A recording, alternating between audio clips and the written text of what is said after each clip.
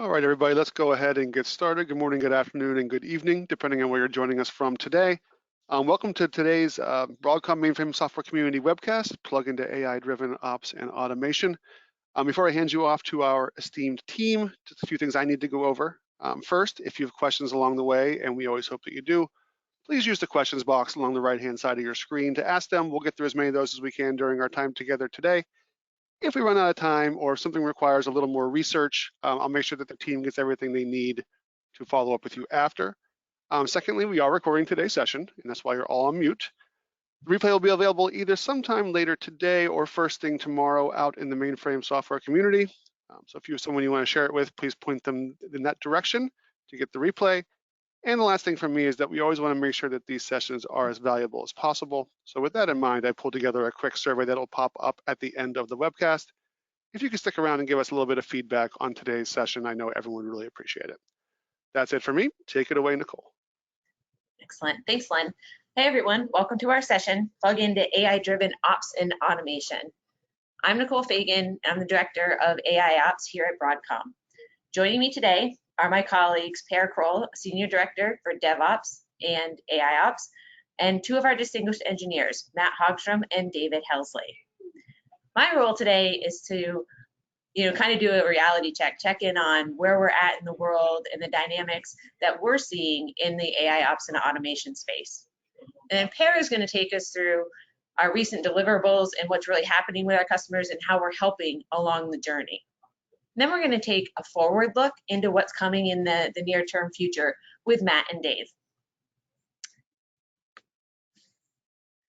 One of my favorite things to do is to take some time to think about how technology impacts our lives, and specifically how the mainframe plays a role in our lives every day.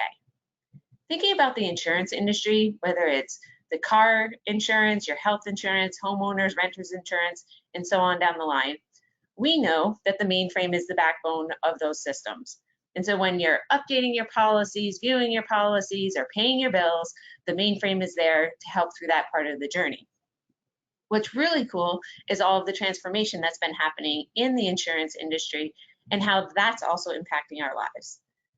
So each year we all go through benefits, and that's like a blessing and an anxiety moment. So I'm very grateful that we have great benefits and we can choose them for our families. And then there's the angst over which benefits do I choose and how do I do the assessments. Thankfully, there's been great improvements there where it's easy to see here's what my benefits are today, here's the options for benefits and what the deltas are, which has made that experience a whole lot less anxiety filled for me in the recent years. And I'm sure that we're going to continue to see improvements there as well. Another space where the insurance industry over the last 3 years has made dramatic improvements is there were insurance companies still doing paper trails, right? So fill out your paper, send it in. And a lot of them, almost seemingly overnight, transitioned to digital. And not only to digital, they also brought in their SLAs. So the time to get your refunds was dramatically reduced. Another space where the insurance industry is evolving is tying your purchases of insurance to your buying experience. If you think about the last time you bought concert tickets or the last time that you purchased a flight, you were presented with the options to pick up your insurance coverage right there in your buying experience. I don't know if you're anything like me, but there's no chance I'm going to think about going back or going to a different vendor to purchase insurance in those scenarios. So if I wasn't presented with that opportunity right during my buying experience, I definitely would have missed out. Still more. I mean, the space is just really incredible. Each year, I take a checkpoint to figure out, do I have really good car insurance, right? Is there a better price or a better premium out there? And when you go to do car insurance now, it's super simple. So I put in my name, I think my birth date, and then, the city that I live in. And from there, it was all API driven. They were able to figure out all my cars that were registered. We had one unregistered car, and I'm kind of glad that they weren't able to discover that one because I would have been creeped out if they had a system to know about it, I guess was my point there. At any rate, they could figure out all of our cars. They figured out who our drivers were, who was in the house, and then they came back with a quote. And I mean, this was within 2 minutes, which is dramatically different. The experience is just that much faster, which allows me to make a decision very effectively and very quickly.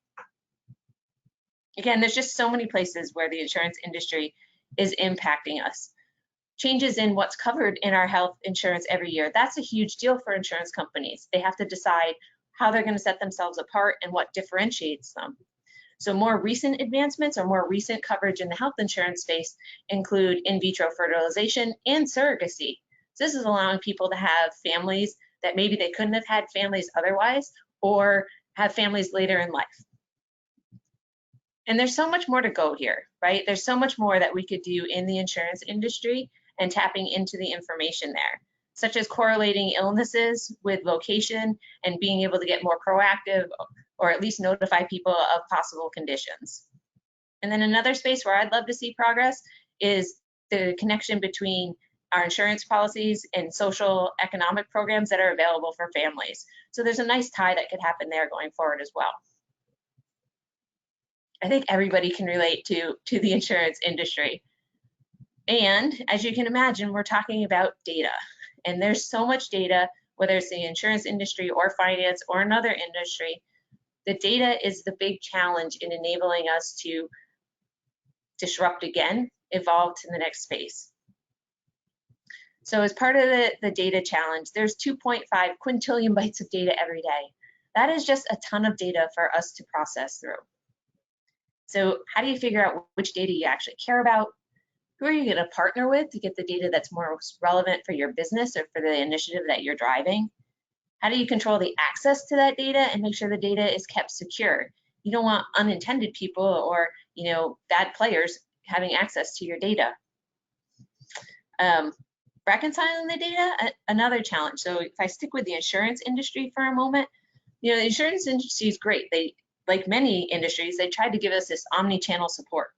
So I can use a chat bot, I can use a direct chat with a salesperson, I can call into the support center, I could use the paper trail, I could go to a branch office if there's still one available. The challenge with that is all my conversations are disconnected because there's so many different points. And I feel like I have to start over if I can't complete my question down the first path that I try. So reconciling the data as much as we're harnessing it remains a huge challenge. And of course, integrating it and analyzing, super challenges. And then teams, like our teams, who are working with these massive amounts of data, leveling up our teams to be able to process that amount of data and find the insights is another huge challenge. Carrying it forward, again, there's just so many demands in IT. I talked a lot about insurance off the top. We all know the mainframe is a huge player in the financial services industry. So 200% increase in banking app downloads. I do most of my banking through an app. I haven't had to go to an ATM because we haven't needed cash and I don't know how long. The increase in the government apps being downloaded, which gives them access to additional benefits and to do some planning and get access to services, has gone up 85%. And our doctor's appointments were largely virtual for the last couple of years. So the virtual appointment taking and the meeting with people. And all of that creates even more challenges for us. So we talked about the more data, the data being in silos, that we have more complexity because there's more pieces of our system that are working together, and just more challenge and more noise coming out of the systems. So with our understanding of that, we work with our customers and they have a lot to say. Our customers definitely have a lot to say and what they're looking for help with. So when it comes to managing the IT environment, our customers are really looking to us to help reduce the noise, to reduce the fire drills. As much as we want to say we don't need those war rooms anymore and we don't need to hunker down, they're still happening. A lot of teams have just gotten really good at them, so they know who to call and such, but the problems are still there and the problems are still highly impactful. Increasing the end-to-end visibility, so the starting point of the transactions all the way through the backend system and then back out to the originating request.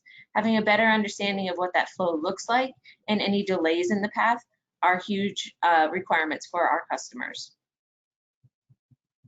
Clearly looking for an opportunity to shift left problem detection timelines. So if we know sooner, we can take an action sooner, we can have more time to investigate the problem to get to the root cause.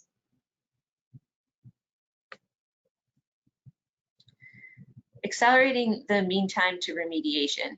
we do break down MTTR into mean time to isolate, mean time to identify the root of the problem, and then mean time to remediation. So the remediation is about being able to take the corrective action.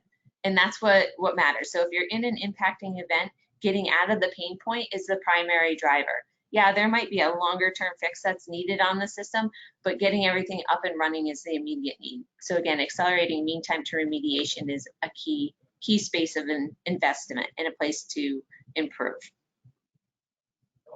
Identifying the absolute root cause faster. So where are we at? What needs to be done?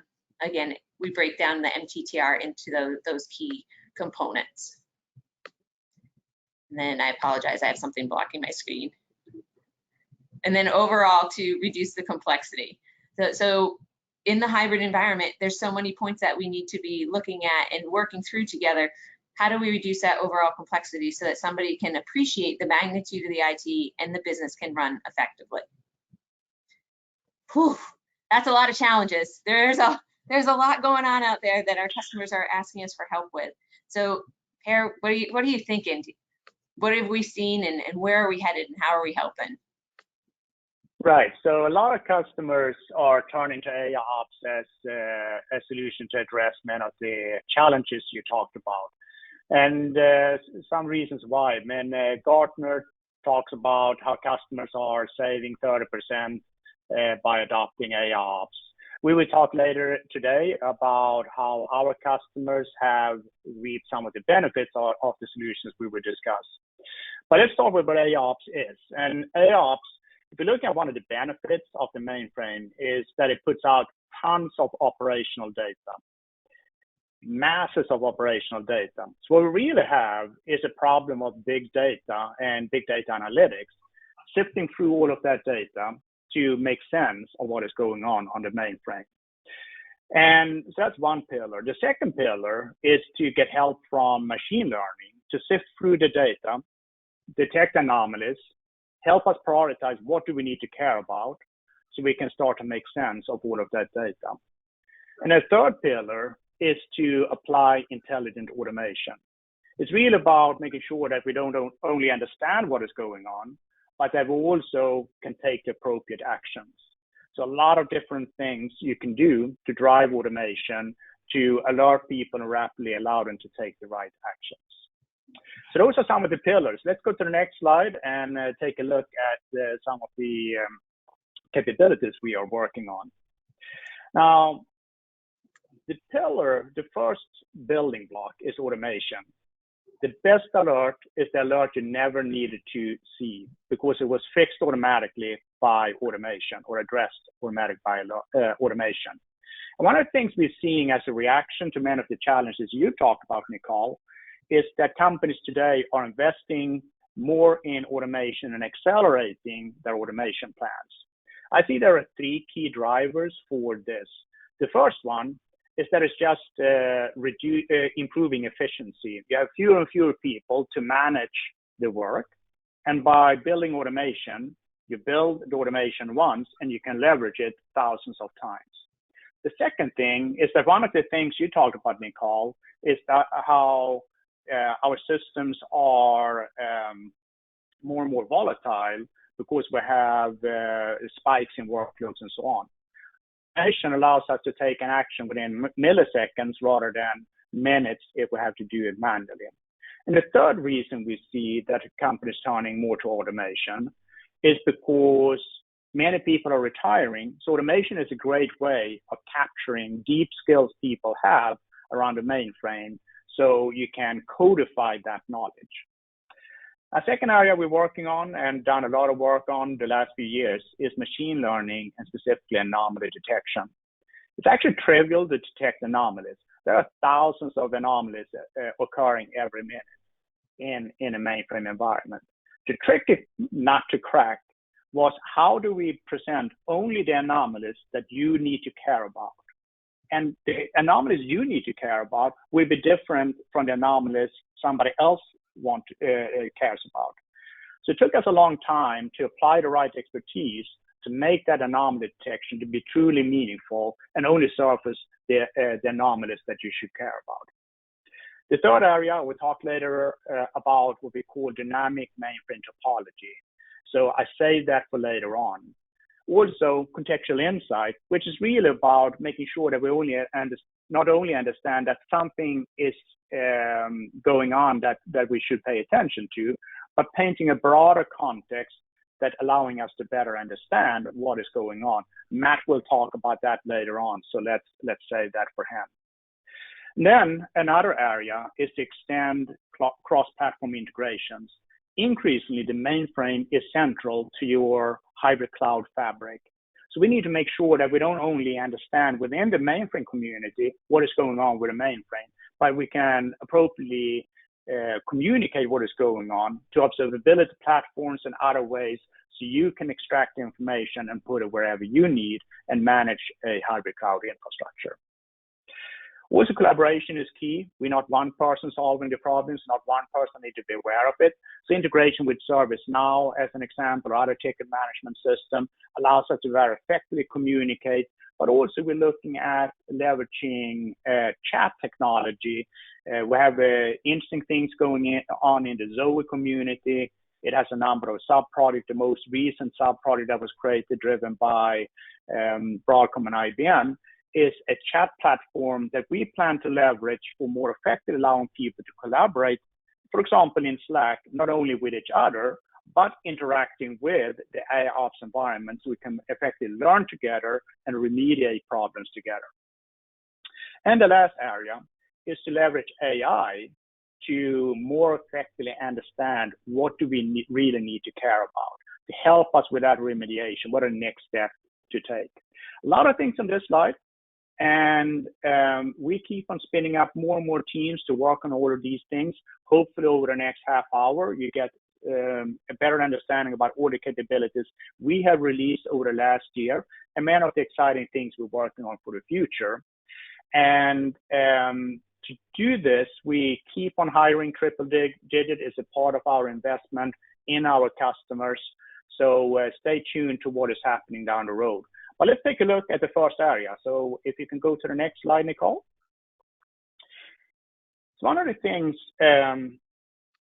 that if you're looking at the key building blocks for how we are working across all of these areas is to make sure that we are applying an open approach. This means that we are, wherever possible, we're leveraging open source technology. But also, we are building all of our capabilities with RESTful APIs. And that allows a number of benefits. It allows you to better integrate our solution with whatever infrastructure you have in place today. It also allows third-party integration so we can send the information to observability platforms and so on. And it's important for us because now we can integrate capability from a number of different products and surface them in a more meaningful way to you. That's the key theme, for example, for what we're doing around contextual insight that Matt will talk about later on. Also, I mentioned the machine learning and how we need to tie that to deep mainframe expertise to make that meaningful. So we're really adding a fourth pillar here to how we're applying AIOps by having deep mainframe expertise to be surfaced everywhere we are adding capabilities. But let's go through the capabilities. Let's take a look at the next slide. So I've been with Broadcom just a little bit less than 2 years. And one of the things that I enjoy the most is the way we are doing customer-driven engineering. And this is a great example how we're working. Actually, it was Dave and Nicole that was visiting one of our customers. And a couple of days earlier, they have had a big outage. And I think it was Dave that we looked at the whiteboard and said, what's on that whiteboard in a conference room? And they started to describe that when the outage happened, nobody in the operations room fully understood the topology of the application that had a problem. And that caused a lot of problem, delayed how fast they could remediate that problem. So Nicole and Dave looked at that and kind of like had a discussion about how they had a number of different experts to spend hours trying to depict afterwards what does the topology really look like so they could do better root cause analysis? Now, this is like hours or days after the event, right? So what we said is that, why don't we solve this problem for you and other customers? So what we built and delivered about a year after is the ability to auto-discover your topology. So we can now paint your PIX infrastructure, how it links to MQ channels, how it links to DB2 and so on. So you can instantly see and understand the complexity and what your infrastructure looks like. That helps you to, it's a good learning tool, but it also helps you to visualize and gain insight as a problem occur, so you understand the potential remediation, the actions to take, but also the impact a alert in a certain area could have to other technology components. So a lot of things going on there. I'll let Dave drill down into what we're doing in the future. This is a key area we're investing more. So let's go to the next slide. Hey, Per, just to chime in on that one, I remember when Dave first played back the customer's topology for them and they saw it, their own space for the first time. It was like one of these moments, right? It was like, oh my gosh, that's my environment. And they were grateful and overwhelmed at the same time to see that level of complexity all visualized in one space. Right. Yeah, that's great to hear. Well, that's the difference when you do customer-driven engineering. You solve real problems and you get immediate feedback. So great to hear. So next area, so we delivered topology second half of last year, and anybody that has Ops MVS get access to that capability. Another capability we delivered second half of last year is a new Alert Central capability. And also there, anybody that has Ops MVS automatically entitled to this Alert Central capability. Now, what we're doing is to give you the ability to take all of your ZOS-oriented alerts and put it in one central place. We do not in any way try to replace a observability platform you have or some type of solution you may have for your enterprise to look at all alerts across your hybrid cloud. But the reason customer asked us for, and we delivered the notion of having a ZOS-specific Alert Central, is because we can then give you much more insights into what is going on to specifically ZOS that other solutions that don't understand the specifics of ZOS can deliver. So here, our open architecture allows you to get all the alerts in there. Matt will talk about contextual insights and how we're evolving this solution. But just to give you two highlights, two examples, we don't only show you the alerts, we can show you what is going on in the resource where alert occurs, and we can help you see a history of alerts. So what has happened with this type of alerts in the past?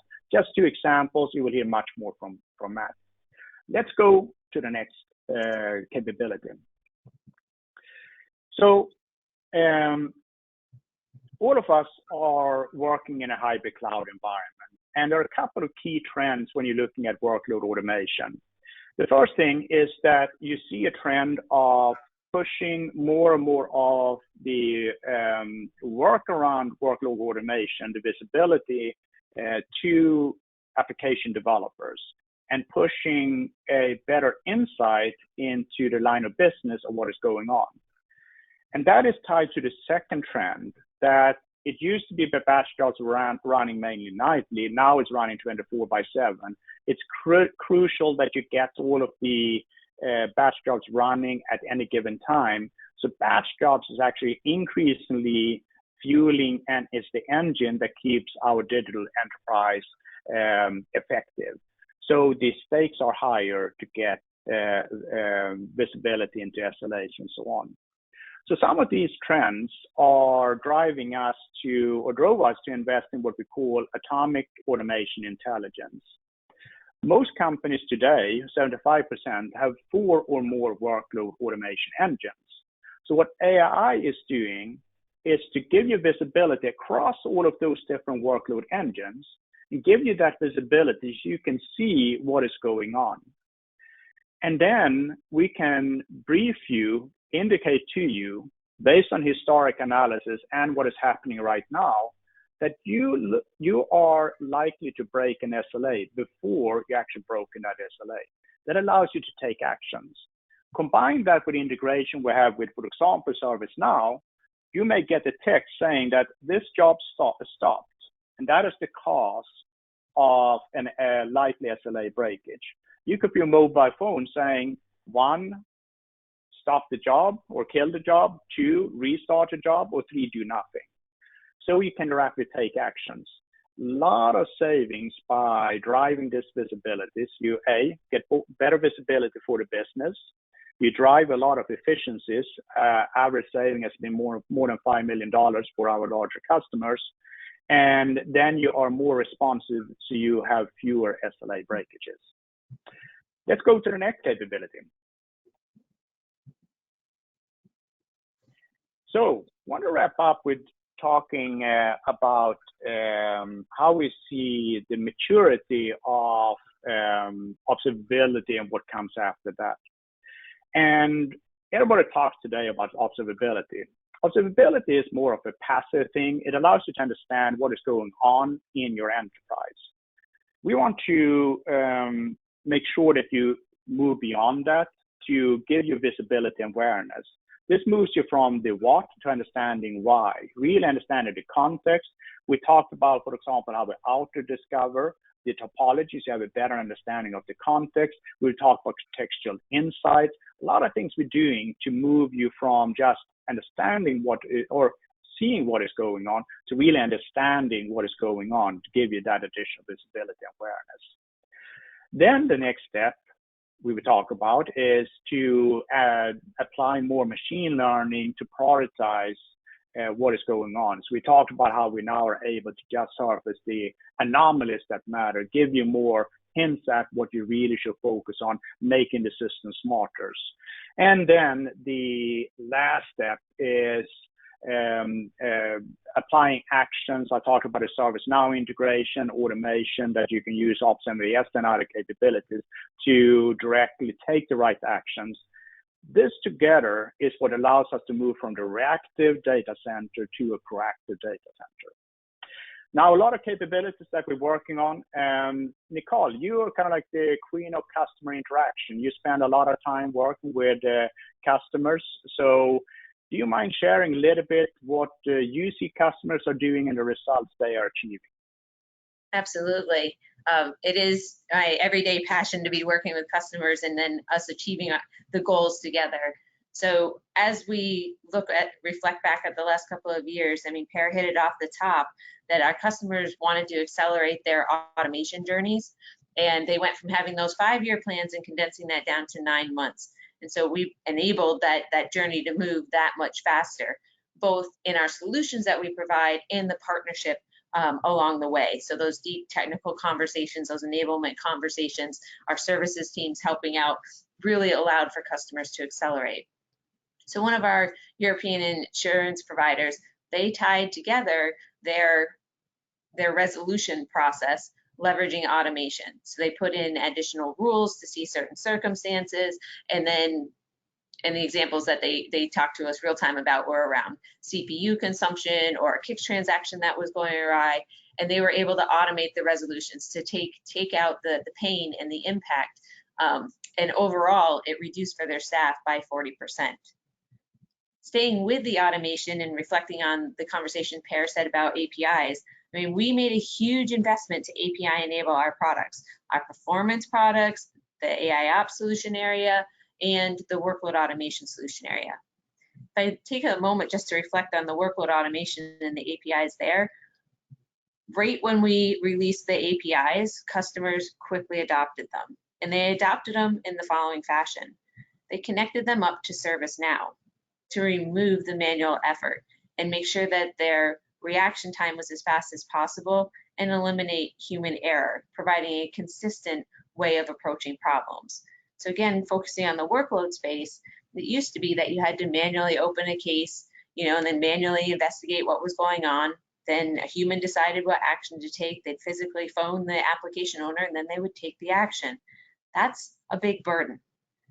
Leveraging the APIs, if there's a batch that's delayed, a batch job that's delayed, and we notice the SLA may be impacted, we can issue a message, or there's a batch failure, we can immediately open up the ticket in ServiceNow. We connected the APIs inside of ServiceNow to obtain the immediate status of where that job was at and what was going on. And then we had a quick hit policy inside of ServiceNow that said, do these actions, and they were automated. And then the ticket was automatically closed. So customers on that path, multiple customers, reducing the manual effort by over 90%. So there's lots of opportunities to connect up the APIs with the automation and create a completely different experience, freeing up valuable time for your staff. In another example, relative to machine learning, it took us some time to learn how to optimize on machine learning and what that really meant. Again, Per touched upon anything could be an anomaly. It's very easy to find anomalies. The key is finding the ones that really matter. So we spent a lot of time honing our algorithms against the mainframe key exhaust streams, if you will, such as SMF or our performance products. And we know in working with our customers that they're seeing issues as early as 2 weeks ahead of time. So when they look at their data, they're able to see that this is trending at a norm and that, you know, they could project out in 2 weeks' time, I'd completely be out of storage, or I know that I'd have an outage. And they caught it earlier because we spent that time investing in partnership with them to hone those algorithms in that experience. And then the last one in our storage area, for sure, our customers leverage the automation to clean up their storage. And they look at how long things haven't been touched, and they figure out who the owners are of the storage, and they're able to do a massive cleanup effort. So one of our large financial customers, over $5.3 million a year that they're saving because they connected up understanding where the data is, understanding who the owner is, and the cleanup of the data. So real world results, and we continue to strive for more. All right, with that, we're not done. We're so not done. There's so much more to go. There's a very bright future ahead, and there's lots of opportunity. So I'd like to welcome Matt to talk about where we're headed next.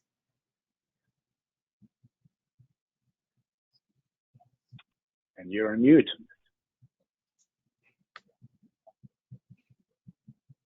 That was to keep you from hearing me coughing. Thanks, Nicole. So if you could go to the next slide, please. So everything that Per and Nicole talked about is understanding the problems that we have or the challenges we have operating data centers. And in the progression chart that Per talked to, automation was one of those basic capabilities at the bottom. And we want to be able to automate things, and basically we automate things that we understand. We know what the outcome is that we want, and we can react and effectively just put that on autopilot. In fact, automation is kind of the end result that we're looking for. But what happens when things are happening that we don't have automation for? Either they're new situations or they're behaviors in the system that we just haven't seen before. And so in this section, we're going to talk about some of the forward-looking items that we're bringing to the Broadcom portfolio and alert management, and helping you to see and get visibility to the problems and also access to the data. And so what you see here on the screen is a picture you might recognize if you're familiar with The Matrix. And in the movie, they talk about the fact that there's just so much data, there's no way to particularly represent it.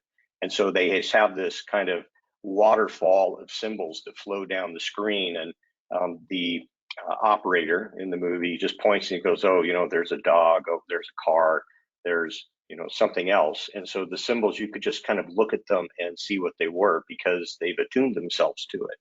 But if you're not familiar with that, you don't know what those particular things mean. And to bring up kind of a practical example to this, I just finished watching a really interesting documentary on 3 Mile Island called Meltdown. And it basically goes through what happened at 3 Mile Island. And the very beginning, it shows, talks about the operator sitting in their operations center, much like we have in our data centers, right? Operations people are looking at consoles and things. And then all of a sudden around 4 a.m., not just one alarm went off, all the alarms went off, and they start flashing, there's noise, and basically nobody knows what's going on. And they need to figure out what's happening. And it took them several hours, in fact, actually a couple of days to get to the point where they understood what happened. And we want to be able to take those alarms, make sense of it, get the right data, and effectively capture that knowledge. So if you go ahead and move us forward here, Nicole. So it's not updating on my screen. I don't know if it's updating on other people's. It did on mine. Okay. All right. Well, okay, good. So I just don't see it on mine. So, here we have a screen. There we go. Now it just came up. And so here's a way for us to organize a lot of the data into context. So we're working on being able to present application health, because that's the thing that primarily you're interested in. And this is something that Dave's very passionate about, and he's working on being able to identify applications, not just this resource is out, but what resources what applications are being affected by that resource. And so effectively a high-level system dashboard, so you can see your application health, you can see your system health, and at the system level, we're talking about infrastructure. These are things like memory, storage, CPU, subsystems like DB2, MQ, etc. And what we want to do is have a way of seeing when there's some change in behavior that we've considered to be erroneous or something of concern. So if you go ahead and press on the button again, so you'll notice that as this is coming forward, we went to the MQ example. It's like, well, something's wrong with MQ. I wonder what that is. And so the experience is a progressive disclosure experience. So you get your high-level dashboard to begin with. You can see the things that are out of band. And then you can have a screen that pops up with more detail. And so what you see on this screen is what you can go forward. Thank you. What you can see on this screen is, let's say we're looking at a particular health issue. And so it's still coming up a little slow for me. So I'm just going to go ahead and look at mine. I assume it's up on yours. And so this is what we call alert contextual insights. And so you can see here what we've done is, for a particular alert that's come in, we have a roadmap, if you will, for alerts, so that we want to be able to go get the data that's relevant to the alert. And in this case, it's a smattering of details that we have on the page, and they're really more an example of kind of the breadth of data that we can get and how we can represent it. So we can go back and get 4-hour rolling average. We can get CPU information. We can graph that. We can get storage information or details on the LPAR or system activity, system logs, specific things about subsystems. And what this really gives the opportunity is, when an alert comes in, we actually have done an initial gathering of data. So rather than saying, oh, there's an alert, what tool do I go to? Where do I find that information? Now you have the ability to begin designing these data gathering actions related to alerts, so that the best information is available to the operator, and the operator can make either an informed decision, or he can share this information with another person in the organization that might have a little bit deeper knowledge. For instance, let's say it's a DB2 buffer pool problem. They can see the data, but maybe they don't really understand it. Now they can go to the DB2 team and say, I'm getting this alert, here's the data that I have. And what that really provides is a couple of things. One, we're helping to automate the data gathering of relevant information around the alert at the time that it occurs. We're giving the ability to share that data.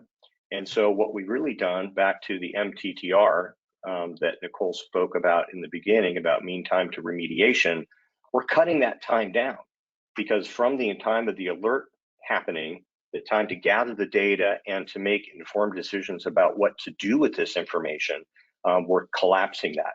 And ultimately, I would say, is once this alert is understood and it's evaluated, it quite honestly could first be remediated now.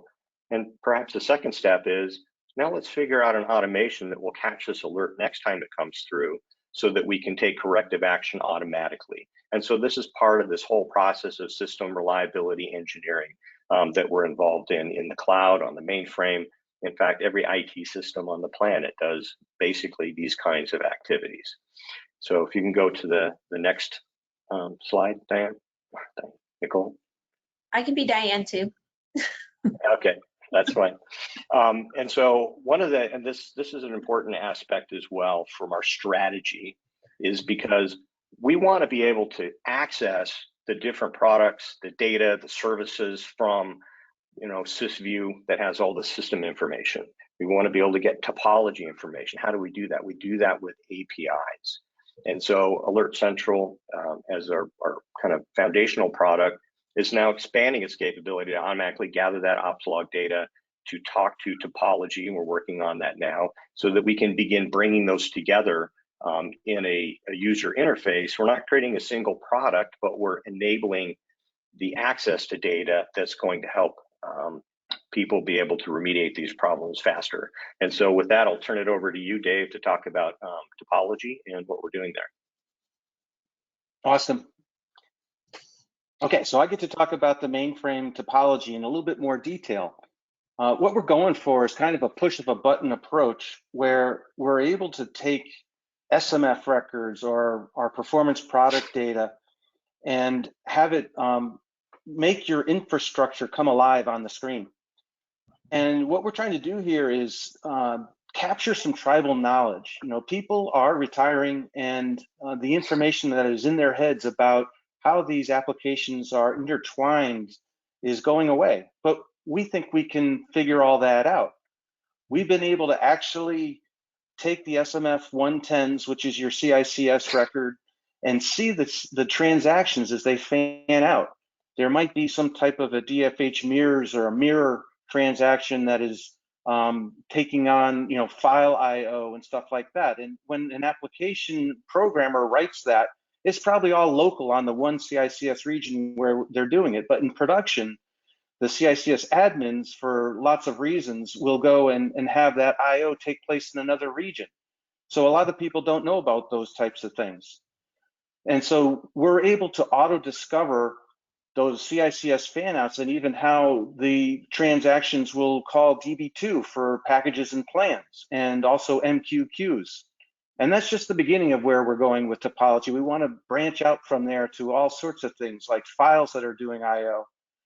Now, the next great thing that we're really trying to do is to try to auto-discover the business services of the applications. Now, what are these business services? Well, I contend that they're lines of business. And when I was in my early days, I would have to attend war room meetings. I was a COBOL programmer at one point, and whenever there was some downtime due to either it was a weekend activity that went bad on a Monday morning, or just some outage through something that lingered in the environment, there was a war room. And I know that there was this person sitting across the table, was the stakeholder, and they were screaming at everybody that they wanted their service restored. So there are these real business services. Now, how do you go about finding them in a mainframe? Because the mainframe is meant to pool all your applications together. And especially now with CICS plexes, that is going on even more so. Well, we are able to use the auto discovery of topology today to find out how these transactions interact with each other. Some transactions will go 10 deep or even 15 deep. Exec CICS start this and that, and we can auto discover that. That's not the problem. The problem is trying to find a foothold as to what identifies an application. And we think we can do this with naming conventions. We've talked to a number of customers, and they tell us, yes, we have some form of a naming convention, or at least you got to find the right person who knows that. And so it could be a job name. You might have the third and fourth character of the job name denotes the application code. Or there might be a file dataset naming convention. There might be transactions or program naming conventions where some piece of that artifact is enough to let you know that it belongs to a particular line of business.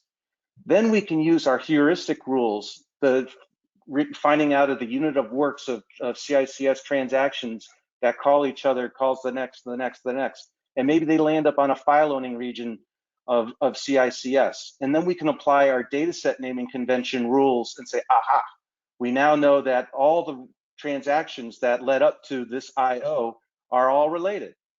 So that's the type of work that we're doing, but it is a complicated problem.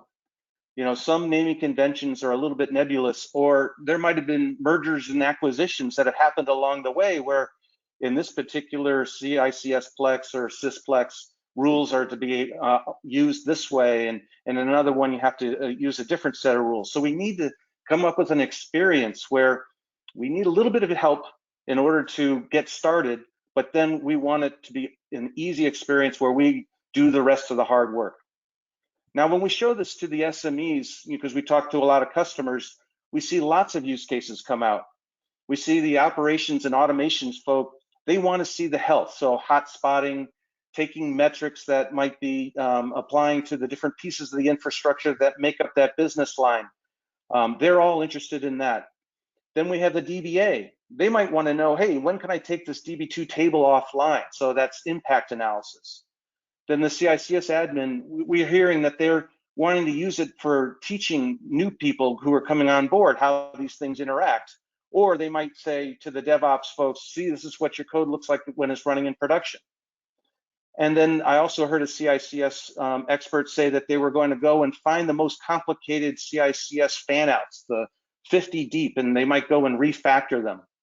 And the sysprogs RCA, root cause analysis. So we see lots of uses for the topology, and especially how it relates to the business services.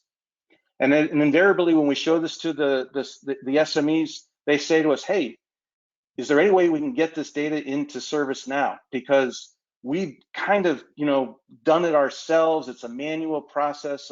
All of the customers we talk to are in the same place. They're just getting going on ServiceNow.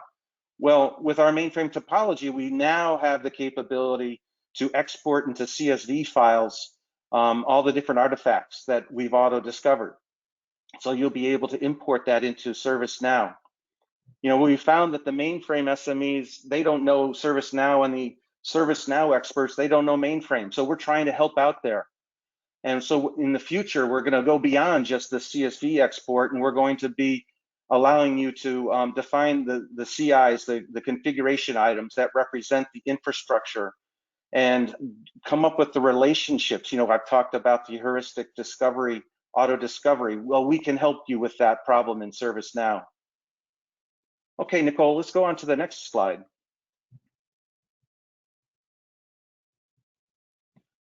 Okay, and we're also often asked about hybrid integrations. So we're doing a ton of trying to make our APIs available. Nicole already talked about how we've made an investment in our performance products to be able to allow you to pull REST data out of our products, and customers have said, hey, we want to send it to Elastic for logs, or Splunk. There's all these different places where you might have, you might want to put it in Datadog, New Relic, and we're trying to make that available to all you. So we've taken an API first approach and really made a big investment there. So that's available right now if you want to go and take advantage of it. We also are already doing ticketing in ServiceNow. So that's great. Our customers are all trying to do the ITOM, change management, incident management, problem management, impact analysis. They want that whole experience with the mainframe. Whenever I was doing some work with a customer and they needed to do, let's say, a DASD initialization using a utility like ICK DSF, the customer didn't have authority to do that. It was a sysprog. So he opened up a change ticket, and that got escalated to his boss for an approval. And once it did, it triggered a mainframe process to go and run some type of a top secret ACF2 or RACF authorization granting him to run that program. So he ran that program. We got through that DASD initialization, and we were able to continue on with the installation of whatever product we were doing. So all that stuff we want to make available to you, and we're on our journey to do that. So we are very busy writing open APIs in all of our products. So, awesome. in the end, I'm getting ready to hand it over to you, Nicole.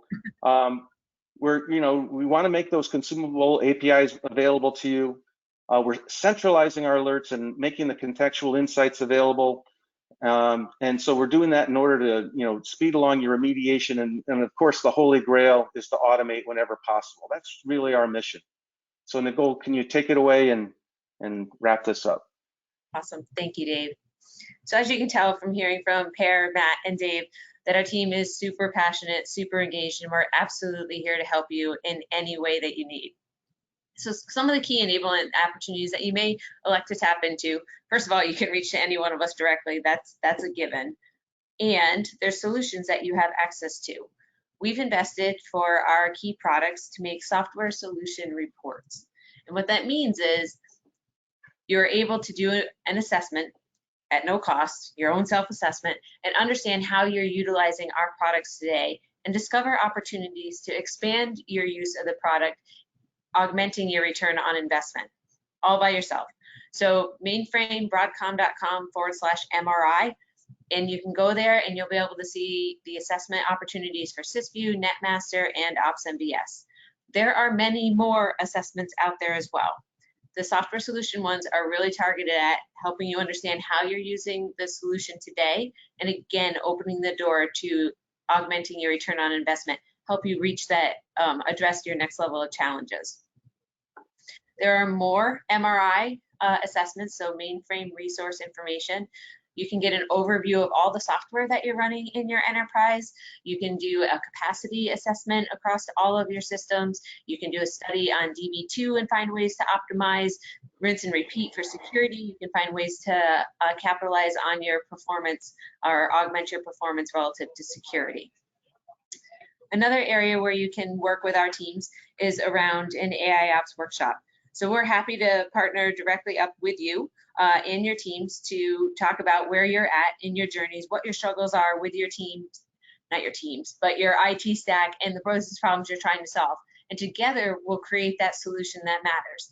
Largely, the software exists and it's a matter of how we're gonna work it on your systems so that you are able to achieve the benefits that you're seeking. And of course, there's gonna be opportunities to talk about things that are coming in the near future, like where Matt and Dave were talking to us about contextual insights and topology and further hybrid integrations. And one more opportunity is to talk to the expert. So you actually can get time with Dave and Matt and Per and myself. You can ask to speak with us at any point in time. And that's simply mainframe.broadcom.com, and you can just ask to talk to an expert. Again, we're here to help. That is what we're here for all the time. So thank you for spending, almost an hour with us today, and we're ready to help you on your next steps. With that, I'd like to turn it back to Len to officially close us out, please. Thanks very much, Nicole, Dave, Per, and Matt. We don't have any questions in the queue, so we can go ahead and wrap up. Just a reminder, everybody, we do have our post-event survey that's going to pop up here at the end, and the replay of the session will be available out in the community probably later today. So look forward out there. Thank you very much. Have a great rest of your week, and have a good day. Thank you. Thank you. Bye-bye.